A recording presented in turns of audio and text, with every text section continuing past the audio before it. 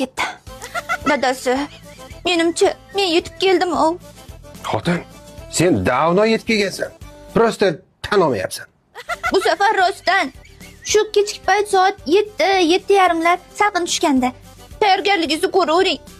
Har kuni erta bilan o'ylaman deydi. Abitaga bozorga chiqib ketadi, savdoga. Nega qara? Nimaga 7:30, 6 yoki 8 emas? Ha, 6:30larda tovar puli keladi-da, kassa qilishim kerak. O'ylaman deydi, kassani o'ylaydi. Nafscha. Nega qara? Hali seni gaplaring bor edi, gaplaring pulni olmagansan.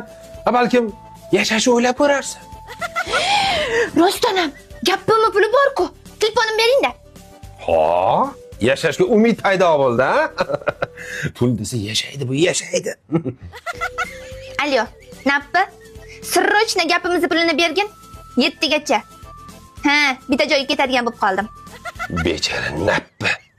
Unga ham kun yo'q-da. So'rurmagin, ketyapman. Ochin dolgaga. Ha, menga qara.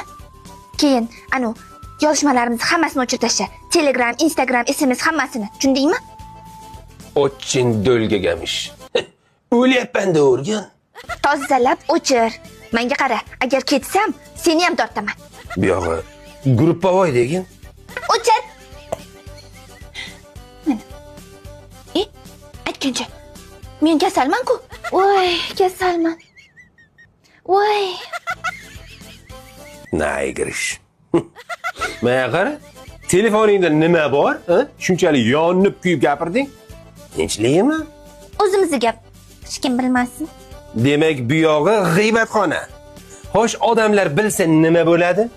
Nima bo'lishini bilmadim-u, lekin точно mahallamizni yarmi ajrashib ketadi. Men yaxshi nom bilan ketmasligim aniq. Sen xavotir olma. Hozir ham mahalladagilar seni yaxshi nom bilan eslashmaydi. Qiziqda, nimani g'iybat qilgansizlar? Nimani emas, kimlarni eshitasizmi?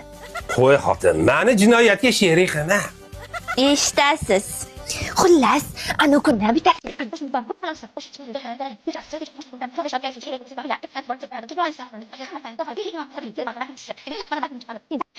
Xullas, u o'ldi.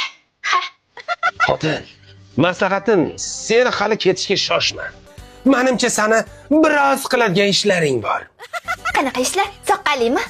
Menimcha bu soqqali emas. Xotin, shu g'iybat qilish ayollarga nima beradi? Kayf beradi.